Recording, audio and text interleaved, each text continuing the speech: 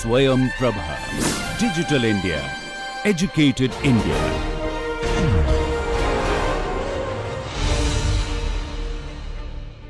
Welcome dear learners. This is a video for the subject of education, for the course of Bachelor's in Education and for the paper of Educational Technology Part 2. This video lecture is based on emerging technologies and issues in educational technology, and in this lecture the topic of discussion is Robert Gagne's 9 events of instruction. This video lecture is recorded by Dr. Iram Khan. The course coordinator and the presenter of this video is Dr. Iram Khan from Jamia Millia Islamia, New Delhi. The academic expert or the reviewer of this video is Professor Jasim Ahmed from Jamia Millia Islamia, New Delhi. This video is produced under the project DTH Swayam Prabha Channels of Ministry of Education, Government of India. Hello my dear students, I am Dr. Iram Khan, Assistant Professor at Institute of Advanced Studies in Education, Faculty of Education, Jamia Millia Islamia, New Delhi. Today we are going to have a discussion on the topic related to the emerging technologies and issues in educational technology, and the topic of today is related to Robert Gagne's 9 events of instruction. So let us start the discussion first with the objectives. The objectives of this session are to discuss the 9 events of instruction given by Robert Gagne and to elaborate the 9 events of instruction along with the techniques to accomplish the steps of these 9 events of instruction given by Robert Gagne. So Robert Gagne was an educational psychologist who created a 9-step process called the events of instruction. Gagne was born in the year 1916. This particular method or the model which Gagne has created, also called as the events of instruction, basically it is very much relevant even today. This method or model centers around how people process information, how the practitioners in the fields as diverse as the engineering field or in healthcare follow the systematic structured approach to teaching, and particularly the people are called as the performers in this method or model of Robert Gagne. So this 9 events of instruction model helps the trainers, the educators and the instructional designers to structure their training sessions in a very proper way. The model is a systematic process that helps all these people to develop various type of strategies, and they can create the activities for instructional classes. The 9 events basically provide a framework for an effective learning process, and each step addresses a form of communication that supports the learning process. When we see through all those steps, each step is completed, then learners are much more likely to be engaged and to a kind of retaining or retention of the information or skills is actually possible to be found once one step is actually over. So what we can see that after the completion of every single step, we can find a kind of more engaged learner, the retention of the information and skills which are taught are seen to be more. The steps essentially give the designers an outline or the prototype to be used prior to performing the teaching or training activities. So in this lecture, we will be discussing in detail all these 9 events of instruction and how they are performed, and also what are the useful and maybe some of the limitations also. All these things will be properly discussed here in this session. As already mentioned, that Gagne's 9 events of instructions are actually divided into 9 type of instruction. The name itself denotes. So let us first see that what are these 9 events, what are the names of these 9 events, and then in due course of the lecture we will be discussing all these events one by one in detail. So the first and foremost step or event is gaining attention. Then we have got informing learners regarding the objectives. The third step or the third event is stimulating recall of prior learning. The fourth step is presenting the stimulus. The fifth is providing learning guidance. The sixth event is eliciting performance. Then seventh is providing feedback. Then at the eighth event, we do the accessing of the performance. And the ninth event is related to enhancing retention and transfer. Basically, it is related to the generalization. Before learning the details of the events of instruction, we also have to see that what are those conditions of learning in which all these 9 events can be performed. If we try to see that how Gagne has described the steps, he has written a book, and the book is known as The Conditions of Learning. And in this particular book, Gagne has identified the mental conditions for learning. And these mental conditions were based on the information processing model that focuses on the cognitive events that occur when the learners are presented with a stimulus. When we talk about a little bit ahead, Ghane's 9 events of instruction are connected to, and also they address the conditions of learning. Robert Gagne divides the conditions into 2 groups. The first group is internal and the next is external. The internal conditions are the already established learned capabilities of the learner. So whatever is already learned by the learner, that comes under the first condition. Basically what the learner knows prior to the instruction, because we all know that learning is considered to be the manifestation of whatever is already inside the learner. So basically the first condition is to be taken care of, that what exactly the learner knows prior to giving the instruction. The next is the external conditions. This deal with the stimuli that is presented externally to the learner. What exactly it means? Basically, the instruction which is provided to the learner at the time of the learning process. So these conditions of learning are essential to Ghane's events of instruction. When we see the model of Gagne, basically this model allows the instructional designers to consider the possible internal and the external condition that have an effect on the learning process. So basically the model allows and it provides opportunities to see that where the internal conditions are working and where the external conditions can work. So the possibility of the balance between the two is actually seen here in this model given by Gagne. Further, the 9 events of instruction given by Robert Gagne can also be divided into 3 segments. 3 categories or segmentation can be done. The first 3 steps, initial first step, 3 steps. The first one is the gaining attention, second one is informing learners of the objective, and then the third one is stimulating recall of prior learning. These 3 come under the preparation segment when the instruction is being prepared. Then comes the next 4 instructions or the events.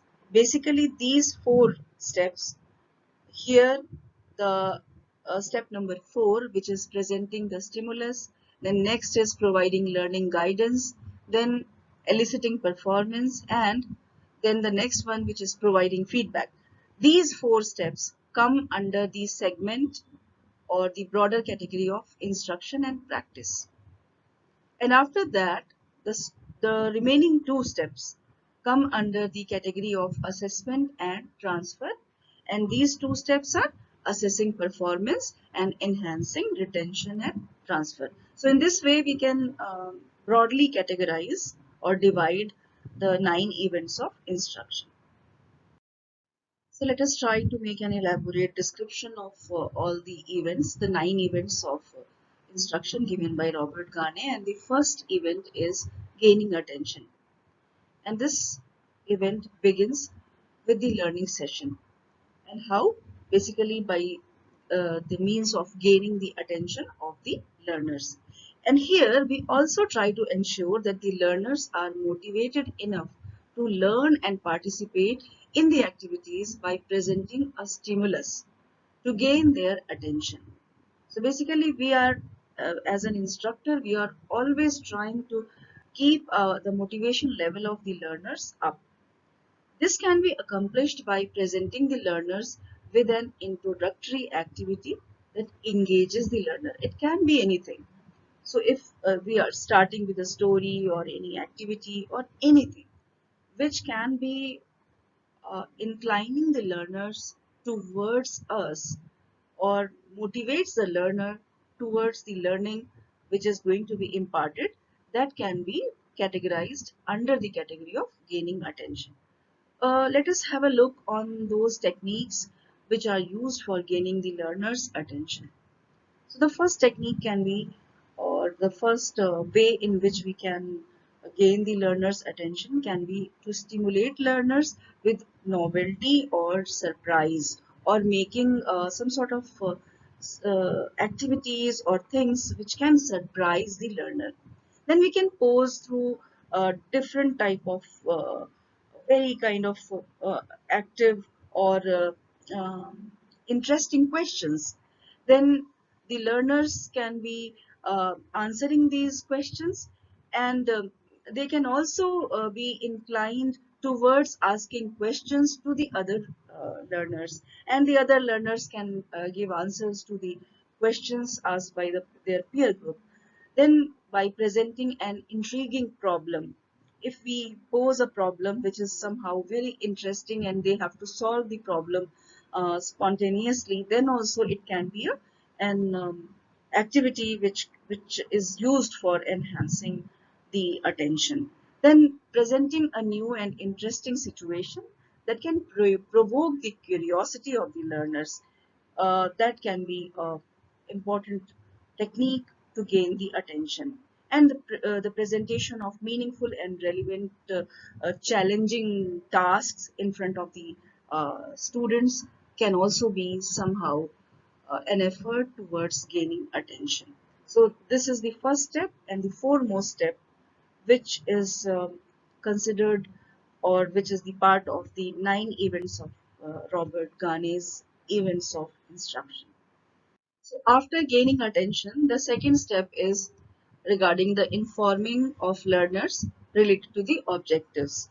So what happens basically, once we are done with the gaining of the attention, we inform the learners that what exactly are the learning objectives. And this is for the sake of helping them to understand that what they will be learning in due course of the session. Here, we try to state or make it very much clear to the learners that what will be the various outcomes or accomplishments which they are going to get during the session, and how they will be able to use the knowledge in their future. So basically, whatever is to be taught is informed to the learners, and this allows the learners to organize their thoughts on what they will learn and help uh, to place all these thoughts and the arrangements and organizations of their thoughts in a very proper manner. Basically, the students are trying to make a proper mindset in terms of the learning process. How we can actually go ahead and make the this process of informing learners of the objectives done? What can be the techniques through which we can impart this particular event? So what we can do, we can describe what the learners will be able to do at the completion of the session. We can also describe the performance sets or the skill sets which are required for the accomplishment of the entire instruction process. We can also describe the criteria for the standard performance, and we can explain how the learning will benefit them, or how the learning is going to make a difference in their lives. Basically, how it is going to make them more accomplished. So this one is the second step, which comes after the first step, which is gaining attention. The third step or the third event is stimulating recall of prior learning. We have already seen that the learning process is somehow the manifestation of already learned knowledge or whatever the learner is having already. So this particular step or event helps the learner to make sense of new information which he or she is going to get by relating this new information with something which the learner has already known, or the learner has already experienced in the past, or maybe at some point of time. And to accomplish this present, the learner with an experience or somehow the knowledge that stimulates their prior knowledge, something new is going to be taught. The learner is also in a position to make connections between what they are learning and what exactly they have already learned, or what previous knowledge they were having. When people learn something new, it is best to correlate the new information with related information or topics which they have already learned in their past. Best learning happens because in this way they can make a sense of the new information. They can also make a proper internalization of the new information if this new information is having some sort of connection with the old information or the past information which they already have got understood. What are the various methods which we can imply for stimulating this recall process of whatever they have learned earlier? We can ask various questions. We can ask the experiences which they have already done. So, the if we ask the students to share their previous experiences related to that topic, that can be one of the techniques to make them recall. Asking very relevant and particular questions related to their previous experiences can also be one of the methods. We can also ask about their understanding of previous concepts, because if they are not in a position to understand those related concepts which are very much important to learn the new concept, it will be very much difficult for them to internalize everything new. So this is very much important for us to ensure that they understand the previous concepts. We can give them an example of any of those experiences which are similar to what they have learned earlier or what they are going to learn. So even the teacher or the instructor can share some of his or her own experiences, so that the child can make a relation that yes, this sort of thing has happened to me also.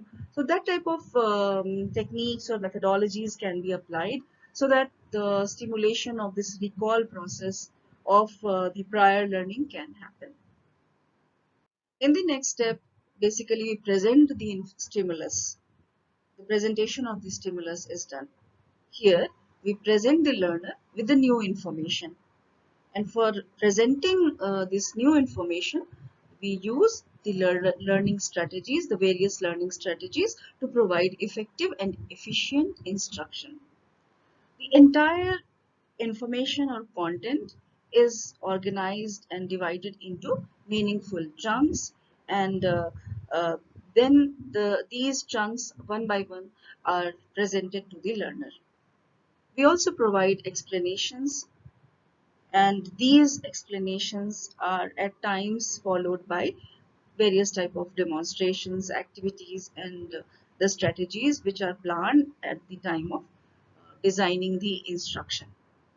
What can be the various uh, ways in which we can present the information to the learners?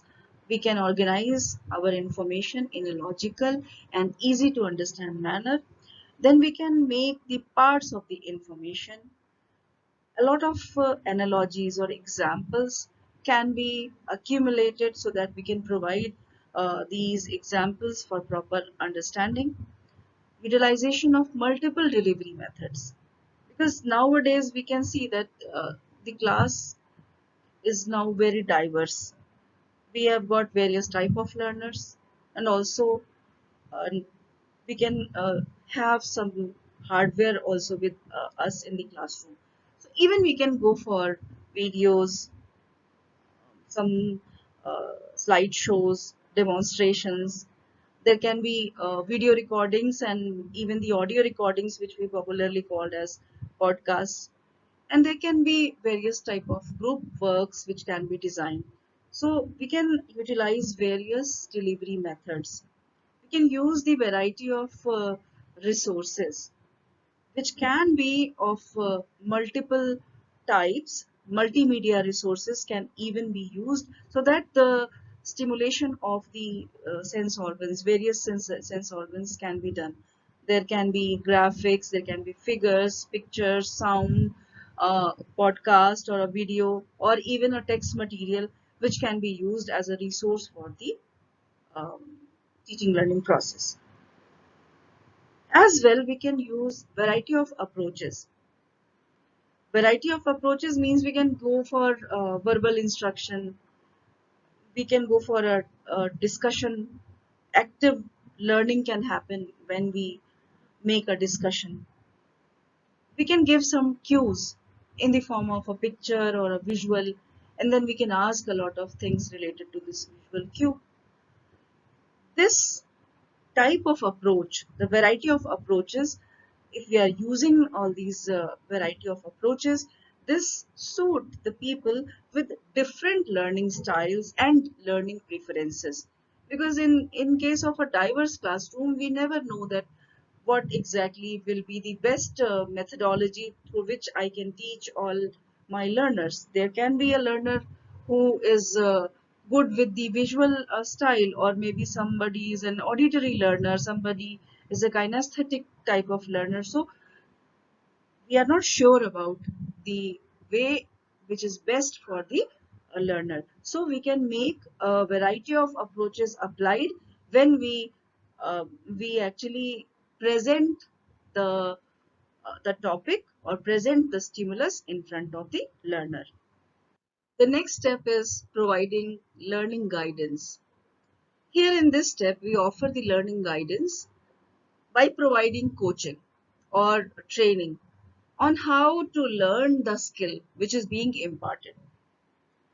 In due course of this provision of guidance or providing guidance, we give various examples and advise various strategies to aid the learners in their learning of the content. And we also use a lot of resources which are available in the vicinity, and also maybe with the online resources which are nowadays available in the form of open educational resources, they can also be used. We also provide the guidance in the form of various cues or hints, and we can also provide some sort of uh, aids to them which can be useful for making them understand or remember what they are learning and what further they are going to learn. So there can be various ways in which we can provide the learning guidance. They can be by the use of mnemonics in the form of cues and prompt towards learning. We can nowadays use the various software which are used for concept mapping. So with the help of the concept mapping strategies, we can allow them to associate one concept with the other, and also the relationship between the two concepts and multiple concepts. So concept mapping can be another way Then role playing or visualization of the applications. This is also used a lot because here active participation of the learners can be seen. We can achieve active participation of the learners. Then we can also go for the various case studies which are coming from the real world, the case studies which have happened earlier, and those can be informed, or those can be actually given to them for reading, so that they can actually get something which can be applied to their own learning. We can provide various examples, illustrations, analogies to help the construction of knowledge of the learners. There can be various visuals, pictures, graphics, which can allow them to make various type of associations. These associations will allow them to understand what is going to be taught and what is already taught. So these things are very important to be used by the teacher in due course of this entire teaching learning process. The other step is eliciting performance. We have to let the learner do something with the newly acquired behavior. There is a possibility that the learner would have learned a new skill or gained some new knowledge. So here, this learner has to do something new with this newly acquired behavior, skill, or knowledge. We have to provide them with practice activities to activate the learning process. And that is why you can find every single textbook having exercises at the end. And nowadays you can also find in between, like once one topic is ending, you can find one practice exercise. So this activity allows the learner to internalize the new information, that new skill or the new knowledge, and also to ensure the correct understanding and application of this new concept, skill, or knowledge. How this can be done? What are the ways to activate the learners this processing of the information? There can be various ways. We can have the learner do something with the newly acquired behavior. So we can plan something which is essentially using that newly acquired behavior. We can also have the learner demonstrate the skill which he or she has acquired. We can have the learner to like making an application of the knowledge to any particular scenario or a case or a situation. He or she has to apply that this learned knowledge in that particular case. We can ask questions which they have to answer, and by answering these questions, they can show that whether they have internalized the new knowledge properly or not. So there can be applied questions, higher order thinking based questions, which they have to answer. We can ask the learner to demonstrate how to use that particular newly acquired skill or knowledge or the concept. We can also ask them, or we can make them uh, plan a role play or a skit or a nukkar natak or some sort of activity which can't be completed without the application of that particular skill or knowledge or the content or the concept, which is going to give you as an instructor or the teacher the idea that whether whatever is imparted is properly internalized or not. So by this eliciting performance, the reflection of that what exactly to what extent the learning is happen, or how the newly acquired skills are uh, like to what extent they have learned those things, that can be seen by this eliciting performance event. The next event is providing feedback. So we have seen that the learners have already shown what exactly they have learned. So after the learner attempts to demonstrate their knowledge, we have to provide immediate feedback to this learner on the performance which he or she has presented to assess and facilitate the learning process. This assessment is very, very important. And after assessment, providing the feedback. That is something which is compulsory, essential. And this is also a good time to reinforce any important point or maybe various points. So there can be various corrections which are required, or there may be very few. But we have to see, we have to make an assessment that whether all the things which you have taught to the learners, whether the things are happening or the acquisition of knowledge is happening in a proper way or not. And on the basis of this assessment, we have to provide them the feedback. And this stage helps the reinforcement of a correct answer.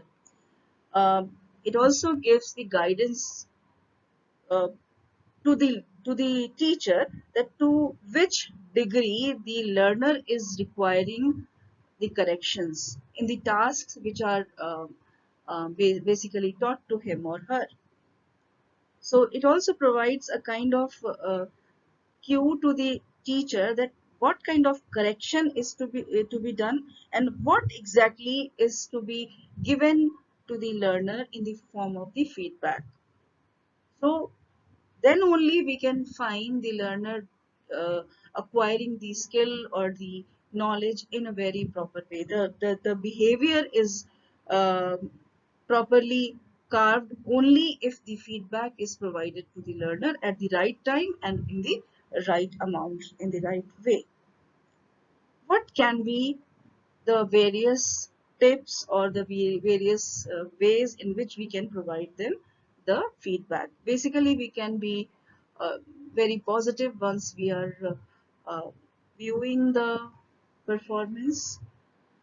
We can give them the tips or the feedback with a very objective uh, approach, or being very objective that whether they are doing it correctly or incorrectly. That can also be a way.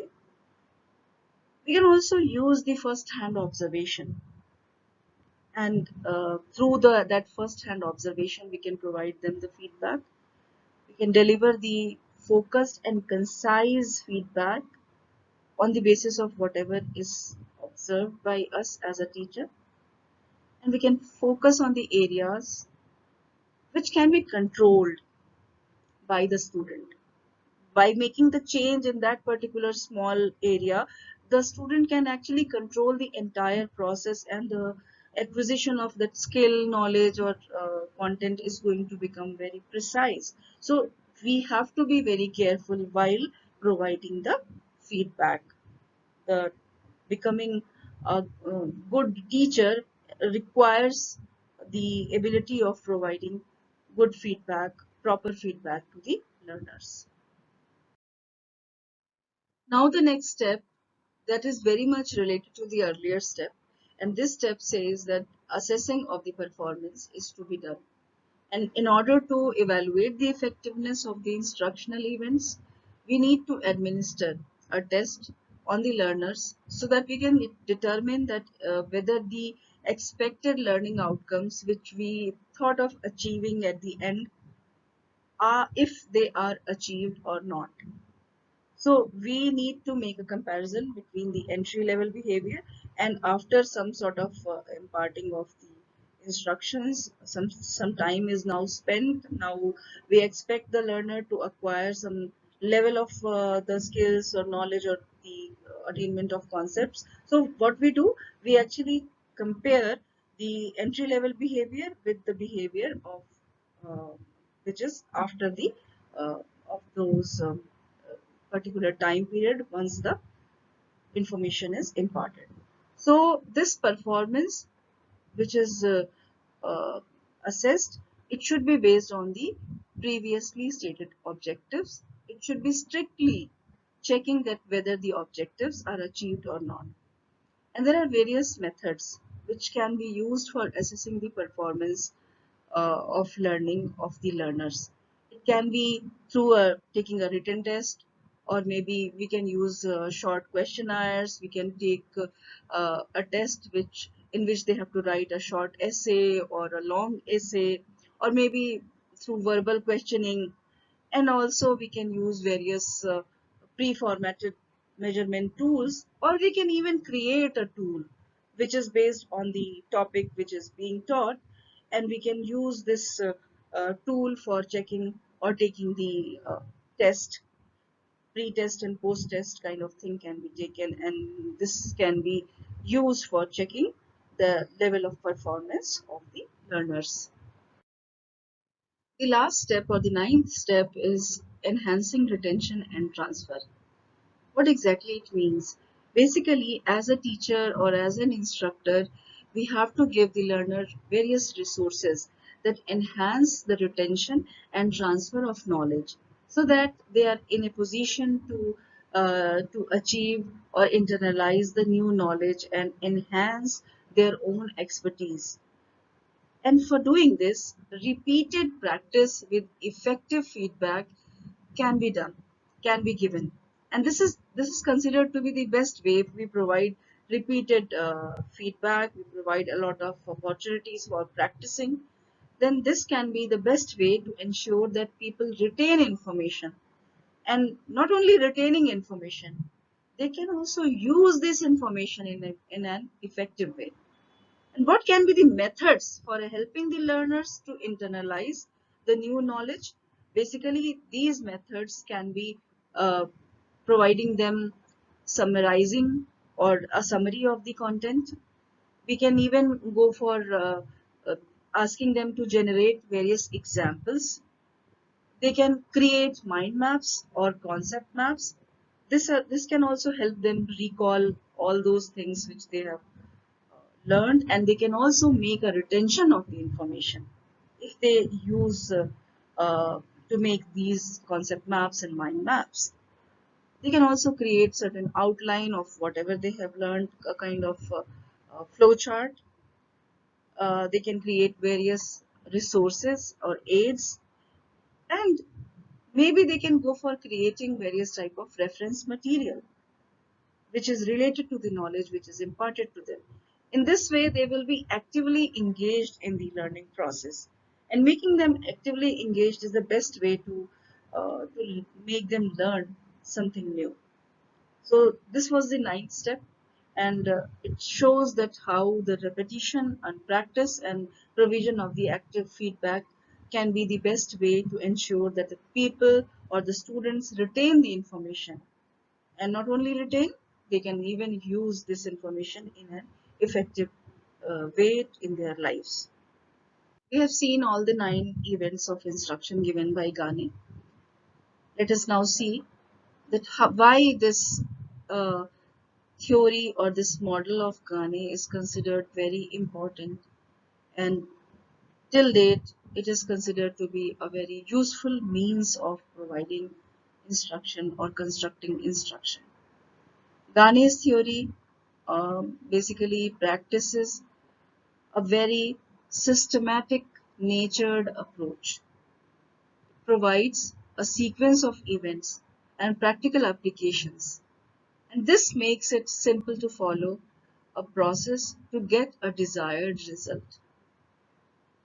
The tasks which are provided here seem to follow a logical order and provide a blueprint for the individuals who are learning the task to feel very confident in applying a step and achieving a desired outcome which is stipulated in the beginning itself. We can also adjust to reach the different learning modalities uh, we, by the help of the steps which are used here in this approach. So adjustment in the steps can be done. Like we can go for making the step which is at the fourth place, even at the third place, and vice versa. And Gagne's theory can also be adapted to suit the needs of varied learners. The learners of diverse nature. So these are few of those features which make this theory or the model very useful even in the present situation. It also has some of the lacuna. The steps which are used here in this theory require a lot of guided assistance when teaching of new skills is happening. If there are steps that require critical thinking, where the outcome could go more than one way, there may be some confusion in teaching learning of those steps.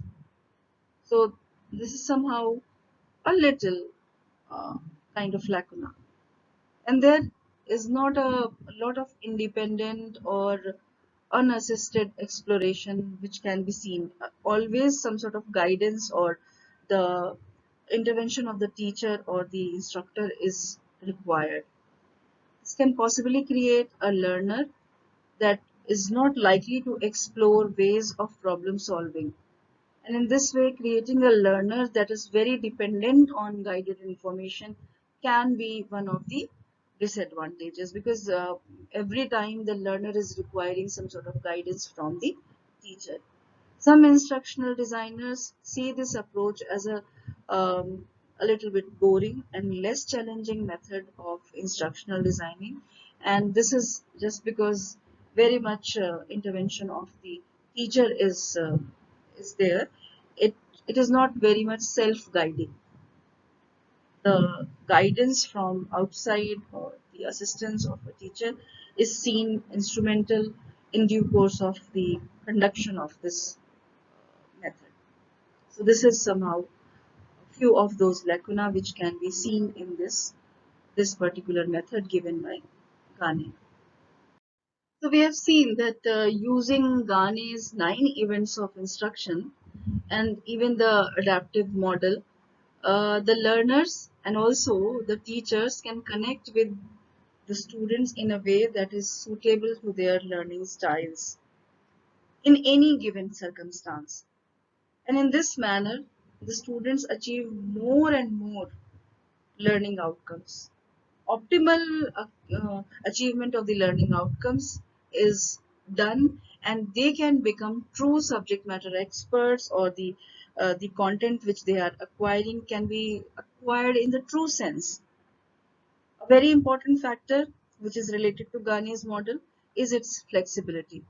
We can see that even the various factors which are used in Gagne's model can be applied in Bloom's taxonomy, and vice versa can also be done. And the motive is to gain a well acquainted learner who actually is in a position to acquire all the skills and knowledge which are stipulated. The learning outcomes are the basis which are stipulated in the beginning. So the end product is seen to be more important than the individual parts. So in this way, we can see that the 9 events of instruction given by Robert Gagne are very important in the process of imparting instructions to the learners in the teaching learning process. So now we have reached to the end of the session. Here we have seen that Robert Gagne, he is considered to be the revolutionary in the process of instruction, or the process of instructional designing, and he belongs to the World War II era. He is known for creating this systematic approach, which has got a lot of importance, and it is often referred to to as the Gagne's assumption. And he was considered to be the pioneer of educational instruction. And why he was considered to be the pioneer? Because the technique which he has devised is somehow very, very important for the instructional process. The general idea, which seems familiar today even, is the different things are best learned using different methods. This is the key of or essence of Gagne's uh, methodology. So Gagne's 9 events of instruction are a perfect example of how to implement this concept, where we can go for the learning which can be best imparted by the means and ways of utilization of different things. And using this adaptive model, teachers can connect with their students in a way that is suitable to their uh, diverse learning styles in any of the given circumstances. So we have seen the important features related to the 9 events in detail. We have also seen all the uh, best points and all those worst points, basically the advantages and the disadvantages. And at the end, we have concluded that this theory is very much relevant, maybe in today's scenario also, if it is conducted in a proper way. So these are a few of those references and suggested further readings which were used for the development of this session. You can also go ahead and learn more about the contributions of Gagne and all those strategies which he has developed, which is going to be path-breaking when we try to make the process of instruction more worthy. So this was all for today. We will meet with each other in another session another time. Thank you so much. Dear learners, you are watching a video related to emerging technologies and issues in educational technology. And in this lecture, we discuss Robert Gagne's 9 events of instruction. This video lecture was recorded by faculty at home during the homebound situation of COVID-19 pandemic using minimal technical resources. Technical errors, if any, are unintentional and may please be ignored. For any queries with regard to this lecture or broadcast, kindly send your email to techsupport@dth.ac.in. Thank you so much.